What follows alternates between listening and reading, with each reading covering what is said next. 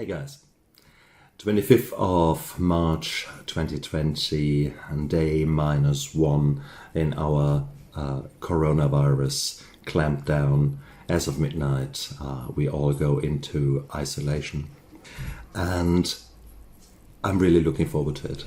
It's going to be a good time because I'm going to be spend the time with my family, with my dog who has just come in here from walkies, and who, if you hear panting, that's not me, that's my dog underneath there. But it is what it is. I recorded a nice message, a nice film for you at lunchtime, only to again get caught out with the audio, with the wind being a bit more blustery and completely messing things up. So that was a real pain in the neck. But at the same token, it actually allowed me to get the afternoon behind me and now re-record it, because a lot of things actually happened in that short 6 hours since lunchtime when I did my first recording. Firstly, a friend of mine contacted me for advice, and it turned out that a relative who clearly was drinking far too much had been in trouble, and several weeks ago I offered my help to be there and have a chat with this person as far as rehab is concerned and my experiences are concerned of getting clean. The person unfortunately did not take my offer and continued to drink, and by this afternoon things had come to a point. I do understand that that person had been drinking now for 5 days straight with no input of anything else, water or food, and was essentially now in a psychotic state, and potentially with stopping drinking now already in a delirium tremens. So it's hard because I have not seen this person, I've not assessed this person myself, so therefore I can't comment. I can only sort of I can relay this story to you. I think the reality is, for us alcoholics, we love to put the head in the sand and we love to pretend that everything is all right. And I want to warn you guys out there, with 28 days of isolation where it's hard for you to get the alcohol that you're used to, the gin, the vodka, etc., because all these bottle shops are closed. The only thing you can get is some beer and some wine from the supermarket. You might find that this is all becoming a bit of a challenge, and you might find that some of you will actually end up knee-deep in trouble.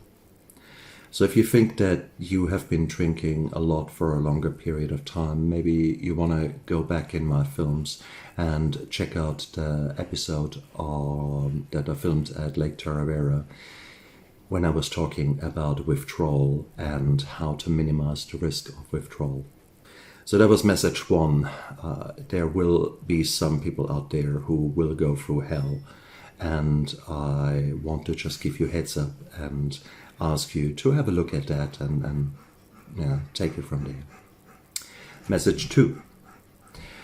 I spent the afternoon loading 6 cubic meter of wood into our woodshed, and no doubt by tonight my legs and my lower back will tell me where to go.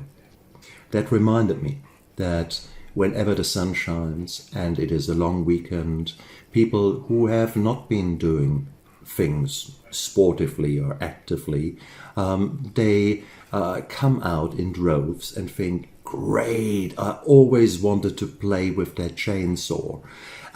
Let me just do all these things that I had on my to-do list. Next thing you know, by late afternoon, the emergency department is rather full with people who put toes into lawnmowers or chainsaws into thighs or. Please, please, please, guys out there, be careful. Yes, of course, this is the time when you can go crazy and actually do all these things that you never got around to do. So we're all looking forward to that, to get cracking. But please be careful, because otherwise you guys end up in an emergency department, and that is not necessarily a good place to be at the moment when COVID-19 is all around. Message number 3, quite important. We want to look after the elderly. There's no doubt about that.